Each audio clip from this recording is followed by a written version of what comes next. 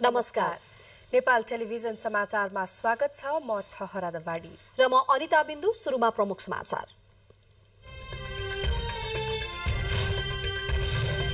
कांग्रेसको नेतृत्वमा बनेको संविधानको रक्षा र कार्यान्वयन गर्ने जिम्मेवारी पनि कांग्रेसकै भएको प्रधानमन्त्री देउवाको भनाई। संविधान रक्षाको लागि गठबन्धन बनेको अध्यक्ष प्रचण्डको भनाई। चुनावी प्रचार प्रसारको मिति नजिकिँदै जाँदा देशैभर चुनावी सरगर्मी उत्कर्षमा। दलका शीर्ष नेतादेखि उम्मेद्वारहरू आफ्ना प्रतिबद्धता सुनाउँदै मतदातासँग मत माग्न व्यस्त। निर्वाचनलाई स्वच्छ र निष्पक्ष बनाउन सञ्चार माध्यमको भूमिका महत्त्वपूर्ण रहेको प्रमुख निर्वाचन आयुक्तको भनाई। आचार संहिताको पालनामा इमानदार हुन आग्रह। युक्रेनको खेर्सनबाट आफ्नो सेना फिर्ता गर्ने कार्य पूरा गरेको रुसको भनाई। दर्जनौं शहर र गाउँहरू युक्रेनले पुनः कब्जामा लिएको युक्रेनी राष्ट्रपतिको दावी। र बङ्गलादेशमा आयोजना भएको अन्डर-15 महिला साफ च्याम्पियनशिप फुटबलको उपाधि नेपाललाई। बङ्गलादेशसँग 1-1 गोलको बराबरी खेल्दै नेपाल बन्यो च्याम्पियन।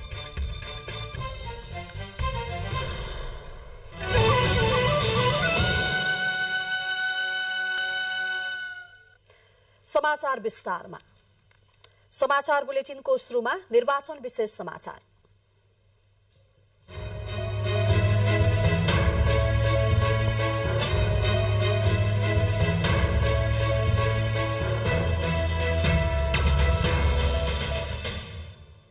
प्रधानमन्त्री शेरबहादुर देउवाले नेपाली कांग्रेसको नेतृत्वमा संविधान जारी गरेकोले यसको रक्षाको जिम्मेवारी पनि कांग्रेसकै भएको बताउनु भएको छ।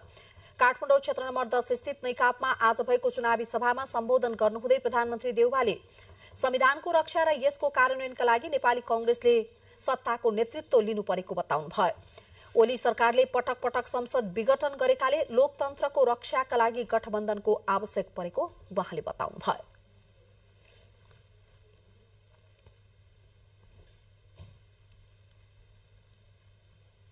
गठबन्धन एउटै कुरा छ, हामी विभिन्न ध्रुवबाट आएका हौँ, विभिन्न सिद्धान्तबाट आएका हौँ, तर हाम्रो एउटै छ, जो आएको जो स्थायी लोकतन्त्र छ, यो कुनै पनि हालतमा कसैले पनि लोकतन्त्रलाई कमजोर गर्न नसकोस्, यो लोकतन्त्रलाई हटाउन नसकोस्, लोकतन्त्रलाई स्थायी गर्नका लागि यो गठबन्धन बनेको हो।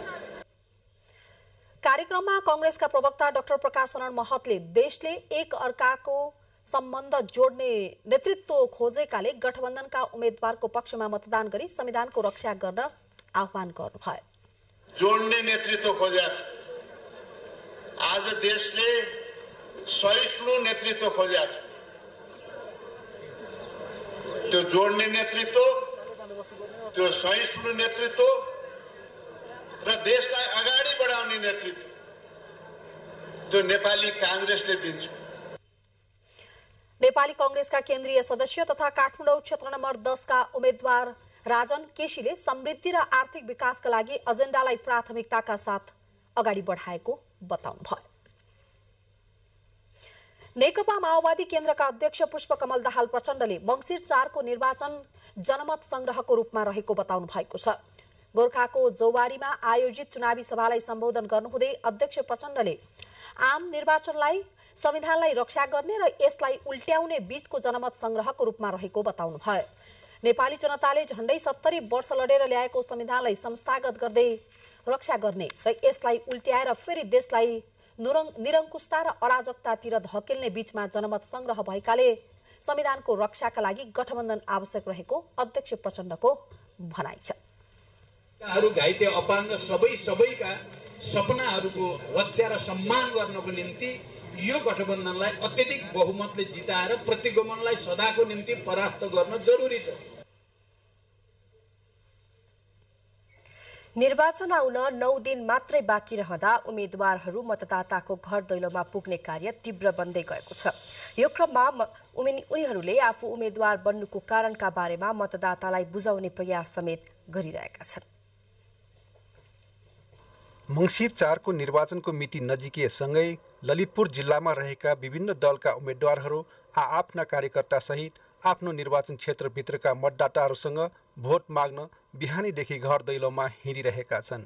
यस क्रममा उनीहरूले निर्वाचनको परिणाम आफ्नो पक्षमा पार्न विभिन्न खालका एजेन्डा र वाचा तथा प्रतिबद्धता व्यक्त गर्दै मतदाताहरूलाई आश्वस्त पार्न कोसिस गरिरहेका छन्। सत्ता गठबन्धनबाट उम्मेद्वार बनेकाहरूले पटक पटक संविधान विघटनका कारण जनतामा पर्न गएको अन्योललाई अन्त्य गर्न आफूहरूले उम्मेदवारी दिएको बताउनु भएको छ। संविधान र व्यवस्था पटक पटक धराशायी हुने बेलामा बनेको त्यसको रक्षाको निम्ति बनेको गठबन्धन हो। संविधानको रक्षा, व्यवस्थाको रक्षा, राष्ट्रियताको सुरक्षाका निम्ति बनेको गठबन्धन। त्यसैले हामी यो संविधान कार्यान्वयन गर्ने एउटा महत्त्वपूर्ण प्रक्रिया हो निर्वाचन। शिक्षा र स्वास्थ्यमा चाहिँ निःशुल्क हुन्छ हुनुपर्छ भन्ने कुराहरू जुन मेरो चाहिँ प्राथमिकतामा थियो त्यो ढङ्गको चाहिँ केन्द्रीय कार्य समितिको घोषणापत्रमा उल्लेख भएको छ। मैले पनि ती ढङ्गको कुराहरू चाहिँ मैले अगाडि सारेको छु। यसै गरी नेकपा एमालेका उम्मेद्वारले आफ्नो निर्वाचन क्षेत्रलाई उत्पादनमुखी बनाई यहाँका जनतालाई आत्मनिर्भर हुने खालको रोजगारी सृजना गर्ने प्रतिबद्धता व्यक्त गर्नुभएको छ। अबका नीति नियमहरू उत्पादनमुखी हुनुपर्छ, जसले समग्र अर्थतन्त्रलाई आत्मनिर्भरमुखी बनाउने र रोजगारी सृजना गर्ने दिशातर्फ उन्मुख हुने गरी हामी नीति निर्माण तहमा काम गर्ने गरी हाम्रो आफ्नो प्रतिनिधित्वलाई अगाडि बढाएका छौँ। ललितपुर जिल्लामा प्रतिनिधि सभातर्फ 3वटा निर्वाचन क्षेत्र रहेका छन्। जिल्लामा कुल 2,50,410 मतदाता छन्, जसमध्ये सबैभन्दा बढी क्षेत्र नम्बर 3 मा 94,116 मतदाता छन्। जिल्लामा 290वटा मतदान केन्द्र तोकिएको छ। उपत्यकाभित्रकै जिल्ला रहे पनि सुगम पाटनदेखि जिल्लाकै कर्णाली प्रदेशका रूपमा परिचित क्षेत्र नम्बर 1 अन्तर्गतको ठुला दुर्लुङ र गिम्डी जस्ता ठाउँ समेत यस जिल्लामा रहेका छन्। ईश्वर महर्जन, नेपाल टेलिभिजन, ललितपुर। मोरङ जिल्लाको क्षेत्र नम्बर 1 मा पुरानै प्रतिस्पर्धीहरू यसपटक पनि प्रतिनिधि सभाको उम्मेद्वार बनेका छन्। मोरङको कर्णाली समेत भनेर चिनिने सो क्षेत्रको विकास गर्दै जनताको जीवनयापन सहज बनाउने योजना सहित उम्मेद्वारहरू मतदातासँग मत मागिरहेका छन्। एउटै नगरपालिकामा घर, दुवैको विगतको पृष्ठभूमि शिक्षण पेशा, तेस्रो पटक आमने सामने। मोरङ क्षेत्र नम्बर 1 मा कांग्रेस उम्मेद्वार डिक बहादुर लिम्बू र एमाले उम्मेद्वार घनश्याम खतिवड़ालाई चिन्ने आधार हुने उही पुरानै प्रतिस्पर्धा र सदाबहार चुनावी मुद्दा मोरङ 1 को विशेषता भन्ने कोणबाट पनि यहाँ विश्लेषण गरिन्छ। यसको कारण हो मोरङ पूर्वी तराईको सुगम जिल्ला भनेर चिनिए पनि 1 नम्बर निर्वाचन क्षेत्रलाई मोरङको कर्णाली भनिन्छ। पूर्व पश्चिम राजमार्गको उत्तरमा लेटाङ र उर्लाबारी नगरपालिका सहित केराबारी र मिक्लाजुङ गाउँपालिका यसभित्र पर्दछन्। यहाँको धेरै जसो भूभाग पहाडी क्षेत्र छ। रमिटे, याङसिला, वारङ्गी, जाँतेको माथिल्लो भाग, ज्यामिरेपाटी र भोगटेनीको माथिल्लो भागबाट सदरमुकाम विराटनगर आउजाउ एक दिनमा सम्भव छैन। यो यस्तो क्षेत्र हो जहाँ तराईमा सखेवाको फूलदेखि पहाडी भूभागमा गुराँससम्म फुल्छन्, आँपदेखि सुन्तलासम्म फल्छन्। यहाँका विकट क्षेत्रका स्थानीयले वर्षौंदेखि खानेपानी, सडक, पुल, नदीकटान, सिंचाई, शिक्षा, स्वास्थ्य र अव्यवस्थित बसोबासको समस्या भोग्दै आएका छन्। विशेषतः कृषिलाई, उद्योगलाई, पर्यटनलाई चाहिँ विशेष महत्त्वका साथ अगाडि बढाउन सक्ने उम्मेदवारलाई मत दिएर जिताउनु पर्छ भन्ने दृष्टिकोण हामी आम मतदाताहरूको रहेको मेरो बुझाइ छ। स्वास्थ्य, शिक्षा अनि शान्ति सुरक्षा पनि हो। पहाडी भूभागमा चाहिँ अब एउटा प्रहरी चौकी पनि छैन। प्रहरी चौकीहरूको एकदम आवश्यकता छ। स्वास्थ्यको एउटा अस्पताल छैन। यिनै समस्याबाट स्थानीयलाई मुक्त गर्ने भन्दै प्रतिनिधि सभा सदस्यका लागि कांग्रेसका लिम्बू र एमालेका खतिवड़ा चुनावी मैदानमा उत्रिनु भएको छ। खतिवड़ा निवर्तमान सांसद र लिम्बू संविधान सभाका सदस्य हुनुहुन्छ। उहाँहरूसँगै विभिन्न दलका 15 उम्मेद्वार चुनावी मैदानमा छन्। उम्मेद्वारहरूले समग्र जनताको जीवनयापनलाई सहज बनाउने योजनासहित मतदातासँग मत मागिरहेका छन्। बाटोघाटोको समस्या छ, तटबन्धको छ, सिँचाइको छ, खानेपानीको समस्या छ, सुकुम्बासी समस्या छ र मैले भने शैक्षिक मुद्दाको कुरा उठाएको छौँ। अब जस्तो महिलाहरूको कुरा चाहिँ एउटा सशक्तिकरण र उनको सिप जाँगर जोसँग छ उसलाई चाहिँ काम गर्ने वातावरण दिनु पर्यो। राजनीतिक स्थायित्व नभएको कारणले हाम्रो मुलुक चाहिँ अस्थिरतातर्फ गइरहेको अवस्था छ। आर्थिक विकास गर्न सकिरहेको अवस्था छैन। त्यसकारण अब हामी दिगो सरकार पनि दिन्छौँ, त्यसले चाहिँ स्थायी राजनीतिक को बाटो समात्छ। 70 सालमा हामी संविधान निर्माणका मुद्दाहरू बोकिराखेका थियौँ। अहिले संविधान निर्माण भएको छ, यसलाई कार्यान्वयनका मुद्दाहरू बोकेर जानुपर्ने भएको छ। यसले गर्दा किसानहरूको जीवनमा नयाँ परिवर्तन, सुखी नेपाली र समृद्ध राष्ट्र निर्माणको अभियान, यी मुद्दाहरू आजका हाम्रा मूल एजेन्डा हुन्। लिम्बू र खतिवडाले शिक्षण पेसा छाडेर राजनीति सुरु गर्नुभएको हो। 2074 को निर्वाचनमा वाम गठबन्धनका उम्मेद्वार खतिवडालाई माओवादी केन्द्रको साथ रहँदा लिम्बू पराजित हुनुभएको थियो। अहिले परिस्थिति ठीक उल्टो छ। यसपटक कंग्रेसका लिम्बूलाई माओवादीको साथ रहेको छ। क्यामेरामा शिव पंगेनीका साथ निराजन खनाल, नेपाल टेलिभिजन, उर्लाबारी, मोरङ।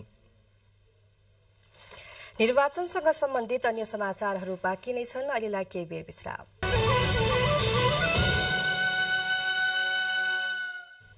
विश्रामपछि बाँकी समाचार।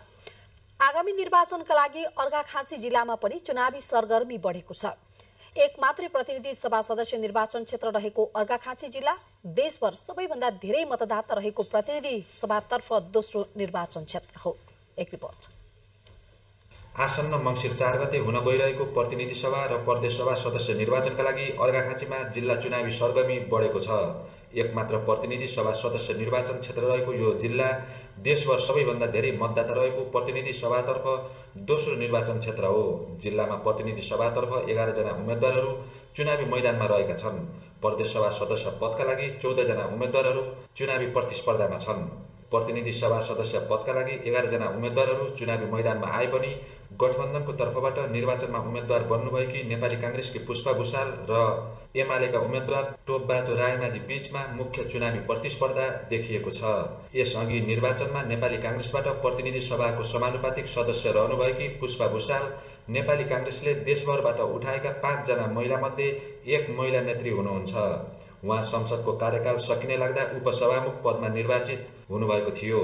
माओवादी केन्द्र परित्याग गरी एमालेमा जानुभएका रायमाझी उप प्रधानमन्त्री र पटक पटक मन्त्री भइसक्नु भएको छ।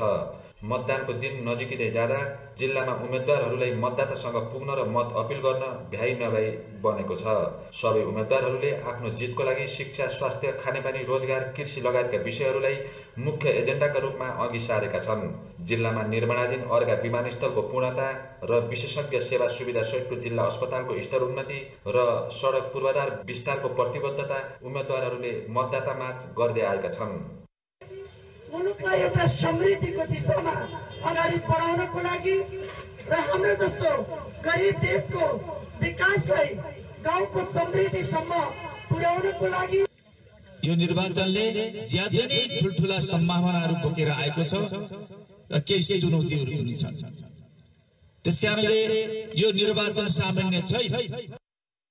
यस्तै प्रदेश सभातर्फ पनि गठबन्धनका उम्मेद्वार र एमाले उम्मेद्वार बीच नै प्रतिस्पर्धा देखिएको छ। प्रदेश सभा एकतर्फ गठबन्धनबाट उम्मेद्वार बन्नुभएका राष्ट्रिय जनमोर्चाका सागर केसी र नेकपा एमालेबाट चेतनारायण आचार्य र प्रदेश सभा दुईतर्फ गठबन्धनबाट नेपाली कांग्रेसका कमल प्रसाद भुषाल र एमाले उम्मेद्वार रामजी प्रसाद घिमिरे बीच नै मुख्य प्रतिस्पर्धा देखिएको छ। जिल्लामा चुनावी सरगर्मी बढ्दै जाँदा जिल्ला निर्वाचन कार्यालय र मुख्य निर्वाचन अधिकृतको कार्यालयले निर्वाचन व्यवस्थापनको काम अन्तिम चरणमा पुर्याएको बताएका छन्। अहिले आयोगबाट प्राप्त निर्वाचन सामग्री रुजु गर्ने र मतदानमा खटिने जनशक्ति व्यवस्थापनको काम भइरहेको मुख्य निर्वाचन अधिकृतको कार्यालयले जानकारी दिएको छ। जिल्लामा कुल 1,64,768 मतदाता रहेका छन् भने 98 स्थानमा 202 मतदान केन्द्र कायम गरिएको छ। मुक्तिनाथ भुषाल, नेपाल टेलिभिजन, लुम्बिनी प्रदेश, अर्घाखाँची। रुकुममा दलका उम्मेद्वार चुनावी आमसभा भन्दा पनि घर दैलो अभियानमा व्यस्त बनेका छन्। उम्मेद्वारहरू मतदाताको घरमा पुग्दा रुकुमका गरिब तथा भूमिहीन मतदाताले भने आफ्नो व्यवस्थापनको प्रतिबद्धता खोज्ने गरेका छन्। आसन्न मङ्सिर 4 गते हुने प्रतिनिधि र प्रदेश सभा निर्वाचनको मिति नजिकिँदै गर्दा यति बेला विभिन्न राजनीतिक दलका उम्मेद्वार चुनावी अभियानमा होमिएका छन्। दलका उम्मेद्वारले गाउँदेखि बजारसम्मका मतदातासँग मत माग्दै आआफ्ना एजेन्डा सुनाउने गरेका छन्। तर रुकुम पश्चिमका भूमिहीन सुकुम्बासी तथा दैनिक ज्यालादारी गर्ने नागरिकले भने भोट माग्न आउने उम्मेद्वारसँग घाँस तथा रोजगारीको ग्यारेन्टी गर्न आग्रह गरेका छन्। हामीलाई एकदम बाँसघाँसको समस्या छ। यो ऋणबाट मुक्त र बाँसघाँस हामीलाई हुनुपर्छ। त्यति हामीलाई नेताहरूलाई एकदम ठुलो मान सम्मान धर्म ठुलो हुनेछ। इन्डिया जानुपर्छ, अमेरिका जानुपर्छ, विदेश जानुपर्छ। पैसा लागि खानु परेको छ कि एक रुपियाँ छैन।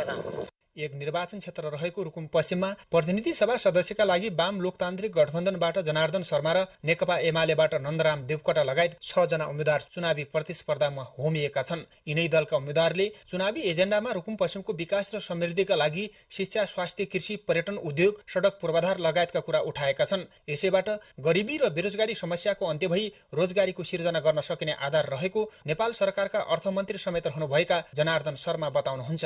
गरिबी र बेरोजगारीको पाटोलाई हामीले यहाँको गठबन्धन दलहरूको एकरूपता भयो र हामी समझदारीपूर्ण अगाडि जान सक्यौँ भने हामीले यहाँको गरिबीलाई हामी छिटोभन्दा छिटो अन्त गर्न सक्छौँ। कृषिमा आधारित रोजगारी, कृषिलाई उद्योगमा बदल्दै, कृषिको आधुनिकीकरण गर्दै, व्यवसायीकरण गर्दै रोजगारी सृष्टि गर्दाखेरि त्यो रोजगारी एकतिर बेरोजगारीको अन्त्य हुने, अर्कोतिर गरिबीको अन्त्य हुने अवस्था सिर्जना गर्न सकिने ठूलो सम्भावना छ। निर्वाचनका बेला मात्रै मतदातासँग मत माग्ने र त्यसपछि भेटै नगर्ने दल र उम्मेद्वारका कारण गरिब घर परिवारका मतदाता अलि बढी असन्तुष्ट बनेका छन्। तर पनि देश र जनताको भविष्य कोर्ने निर्वाचनमा आफूले रोजेको उम्मेद्वारलाई भोट हाल्ने पर्खाइमा यहाँका ज्याला मजदुरी गर्ने मतदातामा उत्साह छाएको छ। रुकुम पश्चिममा 1,04,280 मतदाता रहेका छन्। जिल्लाभर 76 वटा मतदान स्थल र 141 मतदान केन्द्र रहेका छन्। अमरराज पुन, नेपाल टेलिभिजन, कर्णाली प्रदेश, रुकुम पश्चिम। हिमाली जिल्ला मनाङमा दैनिक तापक्रम माइनसमा झरिरहँदा चुनावी सरगर्मी भने बढेको छ। राजनीतिक दलका उम्मेद्वारहरू प्रचार प्रसारका लागि घर दैलोमा नै व्यस्त देखिन्छन्। लाग्छ मौसमको यो चिसोलाई भने चुनावी सरगर्मीले तताइरहेको छ। मिति नजिकै गर्दा चिसो पनि बढ्दै गएको छ। दैनिक तापक्रम माइनसमा झरिरहेको छ भने राजनीतिक दलका उम्मेद्वारहरू प्रचार प्रसारका लागि घर दैलोमा नै व्यस्त छन्। यतिखेर मौसमको चिसोलाई भने चुनावी चहल पहलले तताइरहेको छ। नेपालकै थोरै मतदाता रहेको मनाङमा प्रतिनिधि सभाका लागि सत्ता गठबन्धनबाट नेपाली कांग्रेसका केन्द्रीय सदस्य समेत रहेका टेकबहादुर गुरुङ र नेकपा एमालेका पाल्देन छोबङ गुरुङ मुख्य प्रतिस्पर्धामा देखिएका छन्। यस्तै राष्ट्रिय स्वतन्त्र पार्टीका मुख्य गुरुङ पनि चुनावी मैदानमा उभिनु भएको छ। एउटा मात्रै प्रतिनिधि सभा र 2वटा प्रदेश सभा रहेको यस जिल्लामा 6,779 मतदाता रहेका छन्। 4वटा गाउँपालिका रहेको यस जिल्लामा एक अस्थायी केन्द्र सहित 29वटा मतदान केन्द्र रहेका छन् भने प्रदेश कमा 2,642 र प्रदेश खमा 4,155 जना मतदाता रहेका छन् भने निर्वाचन कार्यालयले 4 गतेका लागि अन्तिम तयारीमा जुटेको जिल्ला निर्वाचन कार्यालयका निर्वाचन अधिकारी मतदाता शिक्षा कार्यक्रमहरू सबै पालिकाहरूका वडाहरूमा चलिरहेका छन्। कमा नेपाली कांग्रेसबाट मनिन्द्रजङ गुरुङ, नेकपा एमालेका राजन बहादुर गुरुङ र राप्रपाबाट मौफिल डेन्डुलामा प्रतिस्पर्धामा रहेका छन्। त्यस्तै प्रदेश खमा भने गण्डकी प्रदेशका खेलकुद मन्त्री राजीव गुरुङ, दीपक मनाङे निर्विरोध निर्वाचित भइसकेका छन्। निर्वाचनलाई स्वच्छ, निष्पक्ष र मतदातालाई निर्भीकता साथ मतदान गर्न जिल्लाका सबै सुरक्षा निकायलाई व्यवस्थापन गरिएको प्रमुख जिल्ला अधिकारी रविन्द्र प्रसाद आचार्यले बताउनुभयो। मनाङमा प्रमुख निर्वाचन सम्पन्न गर्नको लागि हामीले सुरक्षा बन्दोबस्तमा कुनै कमी, कुनै कसर बाँकी राखेका छैनौँ।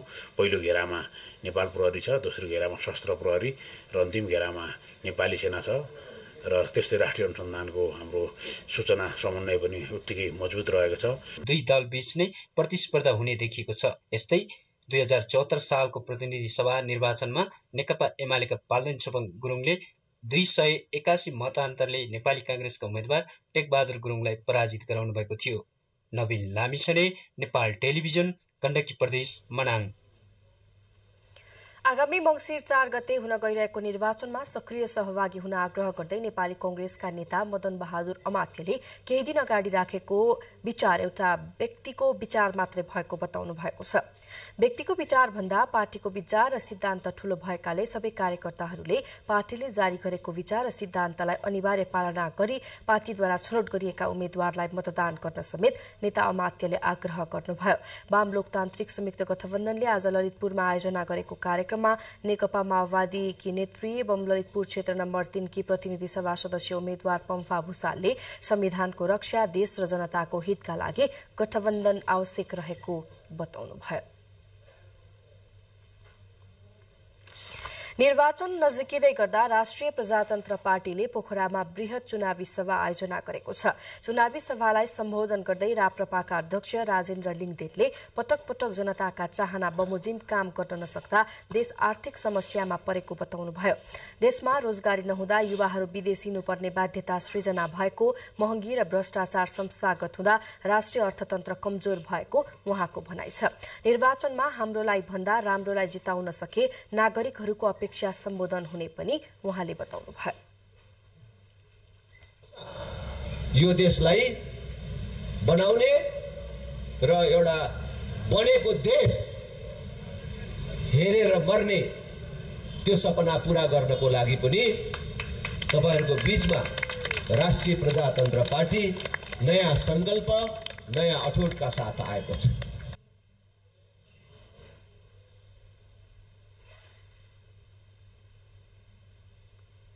समाचारको क्रम अझै जारी छ, फेरि केही बेर विश्राम। विश्रामपछि बाँकी समाचार। प्रमुख निर्वाचन आयुक्त दिनेश कुमार थपलियाले आवधिक निर्वाचनले मात्रै लोकतन्त्र बलियो बनाउने बताउनु भएको छ। नेपाल टेलिभिजन निर्वाचन अभिमुखीकरण तथा विषयवस्तु र प्राविधिक तयारी विषयक प्रस्तुतिकरण कार्यक्रममा प्रमुख आयुक्त थपलियाले आवधिक निर्वाचनको विकल्प नभएको भन्दै निर्वाचन सफल पार्नु सबैको कर्तव्य भएको बताउनुभयो। प्रमुख आयुक्त थपलियाले निर्वाचनको माहौल बन्दै सञ्चार माध्यमले बनाउने बताउँदै तथ्यपरक, सन्तुलित, विश्वसनीय एवं अन्तर्राष्ट्रिय मूल्य मान्यतालाई आत्मसात गर्दै निर्वाचन सम्बन्धी सूचना सम्प्रेषण गर्न पनि उहाँले अनुरोध गर्नुभयो। प्रमुख आयुक्त थपलियाले निर्वाचनको विषयमा सामग्री सम्प्रेषण गर्दा मिथ्या सूचना, घृणास्पद र अभिव्यक्ति नराखिदिनु हुन पनि सबैसँग विशेष आग्रह गर्नुभएको छ। तपाईहरु आफू स्वतन्त्र हुन्छ, तपाईहरुको आफ्नो आचार संहिता छ। कम्तीमा अब एकै हप्ता मात्रै छ, 10 दिन मात्रै छ। 4 गतेपछि त जसले जति ल्याए त्यही भन्नै पर्छ, पर्दैन र? त्यो त गणना गरेर ठ्याङ्ग्याङ्गै आउँछ। त्यसकारण जब गणना गरेर मात्रै त्यो तथ्य थाहा हुन्छ भने गणना के गरिन्छ? जनताको अभिमत गणना गरिन्छ। जनताको अभिमत उसले प्रकट नगरेसम्म यस्तो छ भनेर भन्नु निर्वाचनको स्वच्छतामा असर पुर्याउने विषय बन्न सक्छ। यति मात्रै मैले संकेत गरेँ। त्यसकारण मैले अलिकति सन्तुलन हेरिदिनुहोस्। विश्वसनीयता कसरी कायम। नेपाल टेलिभिजनका कार्यकारी अध्यक्ष समीरजङ शाहले निर्वाचन सफल बनाउन नेपाल टेलिभिजनले आफ्नो दायित्व पूरा गर्न प्रतिबद्ध रहेको बताउनुभयो। टेलिभिजनले यो निर्वाचनलाई सफल गराउनका लागि गर्नुपर्ने दायित्वमा कुनै कमी गरेको छैन र हामीले त्यसलाई इमानदारीपूर्वक, पारदर्शितापूर्वक र एउटा ब्यालेन्सपूर्वक हामीले अगाडि बढ्नुपर्ने जुन हाम्रो दायित्व छ, जुन निर्दिष्ट तोकिएको छ लक्ष्य हामीलाई, त्यसमा हामीले इमानदारीपूर्वक काम गरेछौँ भन्ने म यहाँ जानकारी गराउन चाहन्छु। नेपाल टेलिभिजनका महाप्रबन्धक फुलमान बल तामाङले नेपाल टेलिभिजनले निर्वाचन सफल बनाउन योजनाबद्ध रूपमा काम गरिरहेको बताउनुभयो। र निर्वाचन लोकतन्त्रलाई सबलीकृत गर्ने हाम्रो जुन खालको रक्त सञ्चार, लोकतन्त्रको रक्त सञ्चार जुन हो, त्यसलाई हामीले जुन महत्त्वले हामीले बुझ्नुपर्ने हो त्यसरी नै यहाँहरूले बुझ्नु भएको छ। नायब महाप्रबन्धक विष्णुराम न्यौपानेले नेपाल टेलिभिजनले निर्वाचन सम्बन्धी समाचार संकलन, उत्पादन र सम्प्रेषणका लागि निर्वाचन पहिला, निर्वाचनको दिन र मतगणना गरी 3 चरणमा गर्ने तयारी रहेको जानकारी गराउनुभयो।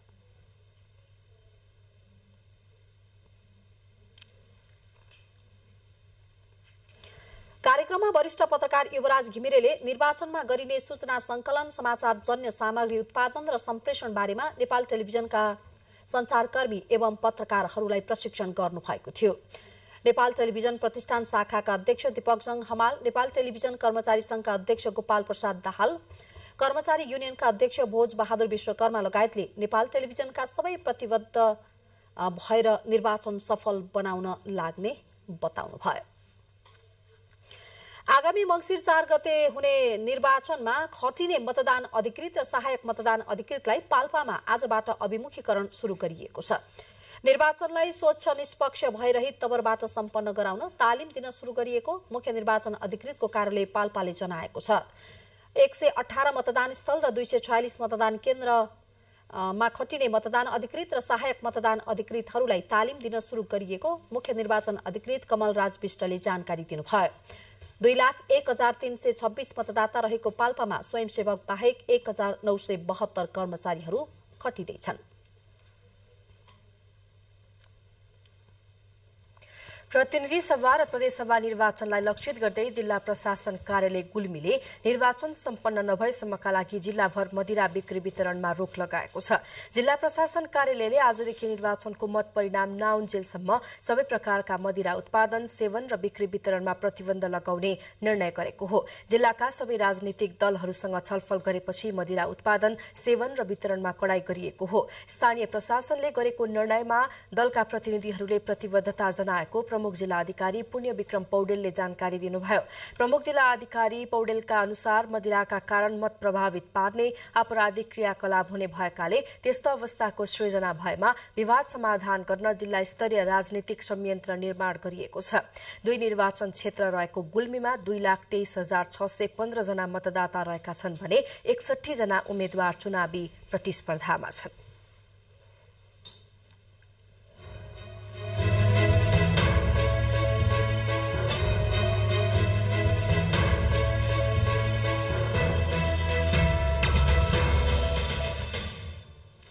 तपाईं यति बेला नेपाल टेलिभिजन समाचारको साथमा हुनुहुन्छ। समाचारको क्रममा प्रमुख समाचार फेरि एकपटक।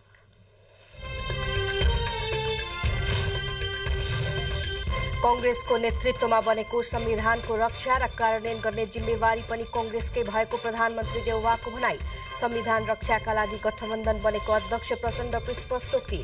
चुनावी प्रचार प्रसारको मिति नजिकिँदै जाँदा देशैभर चुनावी सरगर्मी उत्कर्षमा। दलका शीर्ष नेतादेखि उम्मेद्वारहरू आफ्ना प्रतिबद्धता सुनाउँदै मतदातासँग मत माग्न व्यस्त।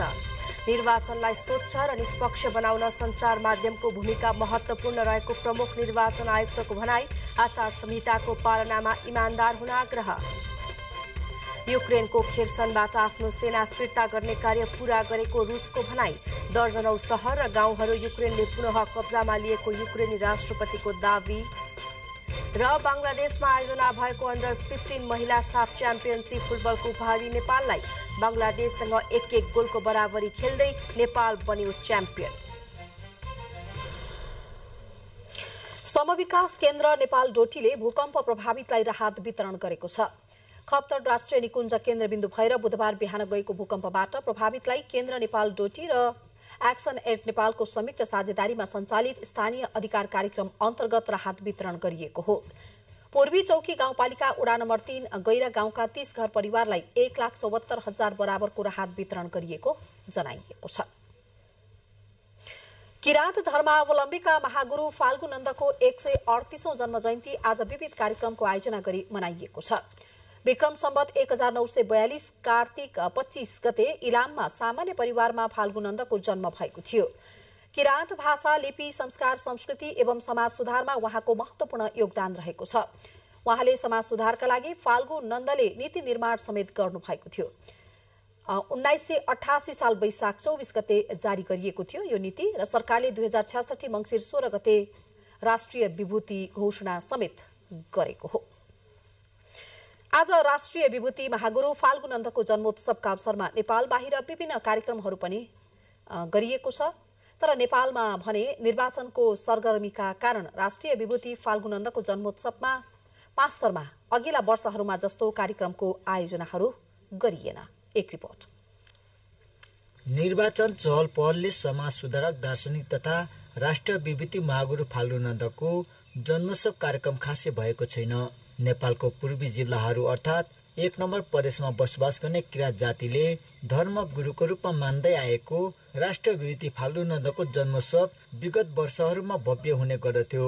यसपटक भने संघीय र प्रदेश सभा सदस्यको निर्वाचनको मिति नजिकै जाँदा उम्मेद्वार जिताउने माहौल तातिन थालेपछि फाल्गु नन्दको शालिगमा भेला भएर पूजा तथा दर्शनमा सीमित भएको भनाइ छ। 2 करोडको फुलपातीको सेवा हुँदैछ। मङहिम बनादेखि मनाउँदै आएको हो। 3 वर्ष महिना दिने सेवा गरे 3 वर्ष। विक्रम सम्वत 1988 साल कार्तिक 25 गते पाँचथर जिल्लाको लब्रेकुटीमा पूर्वका 9 जिल्लाका समाजसेवी, अग्रज तथा बुद्धिजीवीहरू भेला गराई फाल्गु नन्दले समाज सुधार नीति नियम बनाएर अभियान सुरु गरेको दिन हो। फाल्गु नन्दले ध्यान तपस्या गरेको लब्रेकुटी र सिलोटी क्षेत्रमा भव्य कार्यक्रम हुन्थ्यो। यसपटक भने त्यस स्थानमा पूजापाठ र शालिक माल्यार्पण कार्यक्रम सीमित भएको छ। उहाँले रिसोध नखान, हिंसा तथा बलि हत्या नगर्न, रैथाने बाली लगाउन र सिपमा सधैँ ध्यान दिन लगायतको 7वटा मुख्य समाज सुधारकको नीति निकै प्रभावकारी भएको सामाजिक अगुवाहरूको भनाइ छ। अघिया मार्गबाट अघि बढाउनु पर्छ भनेर उहाँले सुरु गर्नु भएको हुनाले राष्ट्रिय विभूतिको रूपमा पनि निर्णयमा पर्नु भएको। महागुरु फाल्गु नन्दले दिएका सन्देशहरू भावी युवा विद्यार्थी भाइ बहिनी भविष्यका कर्णधारहरूलाई चाहिँ समाजको स्थापना गर्ने सन्देश उहाँहरूसँग जारी होस्। राष्ट्रिय विभूति फाल्गु नन्दको महाबाणीले पूर्वी नेपालमा बसोबास गर्ने सर्वसाधारणको जीवन सुधारिएको दाबी छ। उहाँको योगदानको उच्च कदर गर्दै प्रदेश सरकारले विगत वर्षहरूबाट सार्वजनिक बिदा दिँदै आएको छ। 1 नम्बर प्रदेशको अधिकांश जिल्ला लगायत गाउँपालिका तथा वडाहरूमा फाल्गु नन्दको शालिग बनाएर दर्शन गर्ने प्रचलन बढेको जनाएका छन्। फाल्गु नन्दको तपोभूमि तथा समाधि स्थल लब्रेकुटी र सिलौटीमा 3 अरबको विस्तृत कार्ययोजना बनाई यसै वर्ष 19 करोड रकम विनियोजन गरी प्रदेश सरकारकै प्रमुख धार्मिक तथा पर्यटकीय स्थल बनाउन थालिएको छ। र महागुरु फाल्गु नन्दलाई मान्ने र उहाँलाई विश्वास गर्नेहरू एकपटक सिलौटी र लब्रेकुटी क्षेत्रमा आउनुपर्छ। त्यसकारणले गर्दाखेरि हामी किराँतीहरूको एउटा मक्का मदिनाको रूपमा यो क्षेत्रको विकास गर्नुपर्छ र यो क्षेत्रको विकासमा हामीले ध्यान दिनुपर्छ भन्ने कुरा हामीले बारम्बार गर्दै आएका छौँ र अब हाम्रो त्यो ध्यान केन्द्रित हुन्छ। विजय बोध लावती, नेपाल टेलिभिजन, 1 नम्बर प्रदेश, 5 थर। लुम्बिनी प्रदेशमा वन जंगलको उचित संरक्षण, विकास र व्यवस्थापन गर्ने उद्देश्यले प्रदेश सरकारले प्रदेश वन ऐन 2078 निर्माण गरी कार्यान्वयनमा ल्याएको छ। समग्र प्रदेशको समन्वय अभाव लगायतका कारण केही प्रावधानहरू बाजिएपछि र परिमार्जनका लागि पत्राचार लगायतका आवश्यक कार्य भइरहेको बताइएको छ। लुम्बिनी प्रदेशमा वन जंगलको उचित संरक्षण, विकास र व्यवस्थापन गर्ने उद्देश्यले लुम्बिनी प्रदेश सरकारले प्रदेश वन ऐन 2078 निर्माण गरी कार्यान्वयनमा ल्याएको छ। प्रदेश सरकारले लुम्बिनी प्रदेश सभामा पेश गरेको प्रदेश वन सम्बन्धमा व्यवस्था गर्न बनेको ऐन 2078 लुम्बिनी प्रदेश सभाबाट पारित भएसँगै कानुनको अङ्ग बनेर कार्यान्वयनमा आएको हो। मानव जीवनको लागि अत्यन्तै महत्त्व राख्ने वन जंगललाई प्रदेशको आम्दानीको स्रोतको रूपमा समेत विकास गर्ने उद्देश्यले निर्माण गरिएको सो प्रदेश वन ऐनमा राष्ट्रिय वनको संरक्षण, व्यवस्थापन र समुचित विकासका प्रबन्धहरू समेटिएको छ। नेपालको संविधान 2072 मा प्रदेशको अधिकार सूची अन्तर्गत खण्ड क को अनुसूची 6 मा राष्ट्रिय वनको संरक्षण, विकास र व्यवस्थापनको लागि एकल अधिकारको सूचीमा राखिएको छ। वन ऐन त सङ्घको 2076 मै आएको, प्रदेशको 78 मा आएको हुनाले त्यति धेरै कुराहरू बाजी फरक व्यवस्था छैन, एउटै नै छ। वन नियमावली चाहिँ सङ्घले भन्दा प्रदेशले छिटो बनाएको हुनाले धेरै कुराहरू चाहिँ केही फरक व्यवस्था पनि छ। राष्ट्रिय वन लगायत वनका विभिन्न प्रकारहरू जस्तै निजी वन, कबुलियती वन, संरक्षित वन लगायतका विषयमा पनि प्रदेश वन ऐनले सम्बोधन गरेको र वन व्यवस्थापनका सन्दर्भमा वन नियमावली र मापदण्डहरू पनि निर्धारण गरिएको मन्त्रालयले जनाएको छ। सङ्घले वन ऐन 2076 मा बनाएको भए पनि नियमावली ढिलो गरी आउँदा प्रदेशको नियमावली पहिल्यै बनाउनु पर्ने अवस्था आएका कारण केही कुराहरू बाजिएको पनि बताइएको छ। हरेश ढकाल, नेपाल टेलिभिजन, लुम्बिनी प्रदेश, रूपन्देही, बुटवल। नेपाल टेलिभिजन र राष्ट्रिय परीक्षा बोर्ड बीच भइरहेको परीक्षा सवाल कार्यक्रमलाई निरन्तरता दिने सम्बन्धी सम्झौता भएको छ। नेपाल टेलिभिजनका महाप्रबन्धक फुलमान बल तामाङ र राष्ट्रिय परीक्षा बोर्डका सदस्य सचिव दुर्गा प्रसाद अर्यालले सम्झौता पत्रमा हस्ताक्षर गर्नुभयो। सो अवसरमा नेपाल टेलिभिजनका महाप्रबन्धक तामाङले परीक्षा सवाल कार्यक्रम टेलिभिजनसँगै सामाजिक सञ्जाल र डिजिटल प्लेटफर्ममा समेत राखिने जानकारी गराउनुभयो। परीक्षा बोर्डसँग जोडिएका विभिन्न कुराहरू गतिविधि मात्र नभइकन नीतिगत बहसका कुराहरू, सुधारका कुराहरू पनि पक्कै पनि यो प्रोग्रामबाट आउनेछ आगामी दिनमा। अघिल्लो वर्षहरूको सहकार्यलाई झनै लामो समय निरन्तरता दिने गरी हामी कार्यक्रमको गुणस्तरीयतामा पनि हाम्रो ख्याल पुग्नेछ। राष्ट्रिय परीक्षा बोर्डका सदस्य सचिव दुर्गा प्रसाद अर्यालले बोर्डले सञ्चालन गरेका विभिन्न कार्यक्रम, परीक्षा सम्बन्धी गरेका सुधार जनतासँगै सरकारवालाहरूसम्म पुगी अझ बोर्डको सुधार गर्न सहज हुने बताउनुभयो। र कतिपय सरकारवालाहरूमा भएको जिज्ञासाहरूलाई मेटाउने काममा यसले महत्त्वपूर्ण भूमिका खेलेको छ। कार्यक्रममा नेपाल टेलिभिजनका कार्यक्रम महाशाखा प्रमुख डाक्टर टङ्क प्रसाद उप्रेती, व्यापार महाशाखा निर्देशक राजकुमार थापा, व्यापार प्रवर्धन शाखा प्रमुख अशोक घिमिरे र बोर्डका कर्मचारी पदाधिकारीहरूको उपस्थिति थियो। यसअघि पनि नेपाल टेलिभिजनबाट प्रसारण हुँदै आएको कार्यक्रम आउँदो असार मसान्तसम्म सञ्चालन हुनेछ।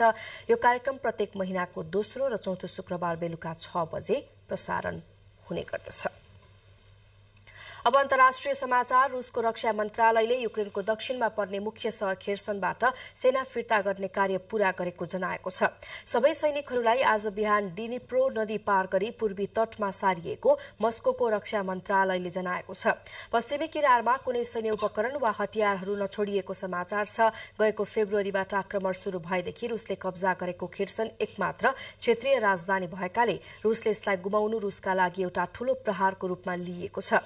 रुसी सेनाले खाली गर्न प्रयोग गरेको पुल ध्वस्त भएको समाचार छ, तर पुल कसरी भत्कियो भन्ने पुष्टि नभए पनि फिर्ताको प्रक्रिया पूरा भएपछि उनीहरू आफैले पुल नष्ट गरेको रुसी स्रोतले उल्लेख गरेको छ। यसैबीच युक्रेनी राष्ट्रपति भोलोदिमिर जेलेन्स्कीले रातारात युक्रेनी सेना खेर्सन शहरतर्फ अग्रसर हुँदा दर्जनौं शहर र गाउँहरू युक्रेनले पुनः कब्जामा लिएको बताउनु भएको छ। युक्रेनमा रहेको मस्कोका कमाण्डरले शहरमा आपूर्ति जारी राख्न सम्भव नभएको भन्दै बुधबार फिर्ताको घोषणा गरेका थिए। बाँकी समाचार एकैछिनपछि।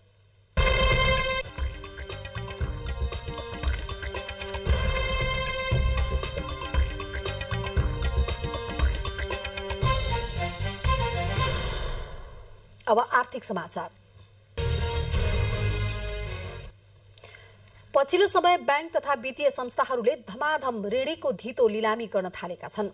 यति बेला बैंकहरूले धितो लिलामीका लागि दैनिक पत्रिकाहरूमा धमाधम 35 दिने सूचना निकाल्न थालेका छन्। आर्थिक मन्दीका कारण ऋणीसँग ऋण तिर्ने क्षमता घट्दै जाँदा बैंकहरूले धितो लिलामीको प्रक्रिया अगाडि बढाएका हुन्। अहिले बैंकिङ प्रणालीमा तरलता संकट छ, जसले बैंकहरूले ऋणको ब्याज दर 19% सम्म पुगेको छ। आर्थिक मन्दीका कारण उधारो उठ्न छाडेको छ। आर्थिक मन्दीका कारणै एकातिर आर्थिक कारोबारमा पनि सुस्तता आएको छ। आर्थिक गतिविधिमा कमी आउँदा घर जग्गा शेयर कारोबार लगायतमा मन्दी आएको छ। औद्योगिक उत्पादन घटेको छ। अहिले बैंक तथा वित्तीय संस्थाहरूले ऋण दिनै बन्द गरेका छन्। आर्थिक गतिविधिलाई चलायमान नै ऋणले बनाउने भएकाले ऋण रोकिँदा अर्थतन्त्र नै प्रभावित बनेको छ। अब खेलकुद समाचार।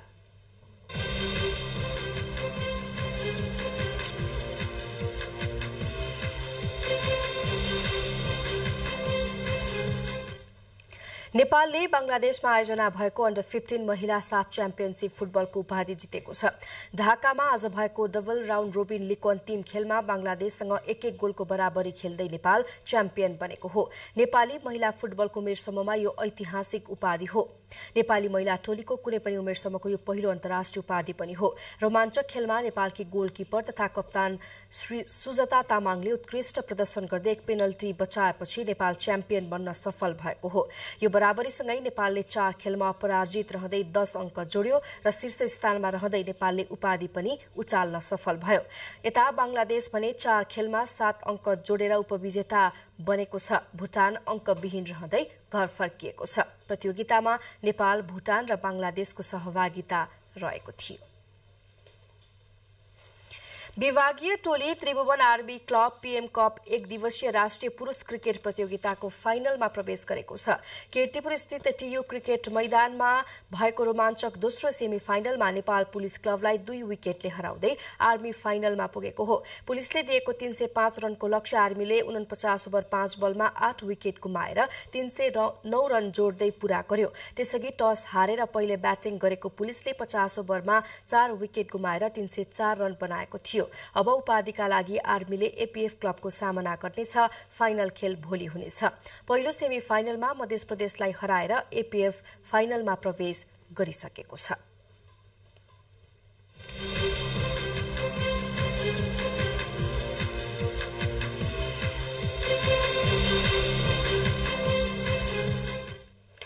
अब मौसम सम्बन्धी जानकारी। देशको पहाडी भूभागमा आज राति आंशिकदेखि सामान्य बदली रही बाँकी भूभागमा मौसम सामान्यतया सफा रहने तथा प्रदेश 1 र गण्डकी प्रदेशका पहाडी भूभागका 1-2 स्थानमा हल्का वर्षा र हिमाली भूभागका थोरै स्थानमा हल्का हिमपातको पनि सम्भावना रहेको पूर्वानुमान गरिएको छ। काठमाडौँमा आज रातिको न्यूनतम तापक्रम 10 र 12 तथा भोलि दिउँसोको अधिकतम तापक्रम 23 र 25 डिग्री सेल्सियस बीच रहने अनुमान गरिएको छ। अब मौसम सम्बन्धी थप विवरण।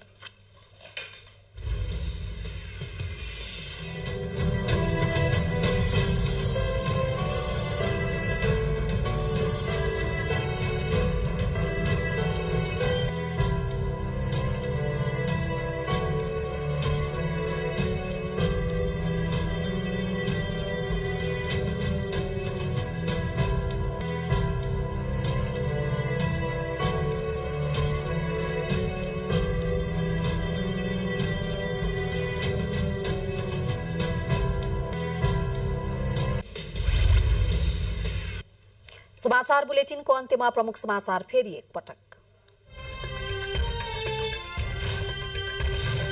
कांग्रेसको नेतृत्वमा बनेको संविधानको रक्षा र कार्यान्वयन गर्ने जिम्मेवारी पनि कांग्रेसकै भएको प्रधानमन्त्री देउबाको भनाई। संविधान रक्षाका लागि गठबन्धन बनेको अध्यक्ष प्रचण्डको स्पष्टोक्ति। चुनावी प्रचारको मिति नजिकिँदै जाँदा देशैभर चुनावी सरगर्मी उत्कर्षमा। दलका शीर्ष नेतादेखि उम्मेद्वारहरू आफ्ना प्रतिबद्धता सुनाउँदै मतदातासँग मत माग्न व्यस्त। निर्वाचनलाई स्वच्छ र निष्पक्ष बनाउन सञ्चार माध्यमको भूमिका महत्त्वपूर्ण रहेको प्रमुख निर्वाचन आयुक्तको भनाई। आचार संहिताको पालनामा इमानदार हुन आग्रह। युक्रेनको खेर्सनबाट आफ्नो सेना फिर्ता गर्ने कार्य पूरा भएको रुसको भनाई। दर्जनौं शहर र गाउँहरू युक्रेनले पुनः कब्जामा लिएको युक्रेनी राष्ट्रपतिको दाबी।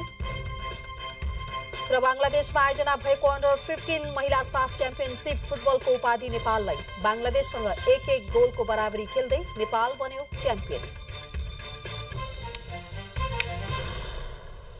हवस् त यसको साथै यो समाचार बुलेटिन यही सकिन्छ। तपाईँ नेपाल टेलिभिजन हेर्दै गर्नुहोला। नमस्कार।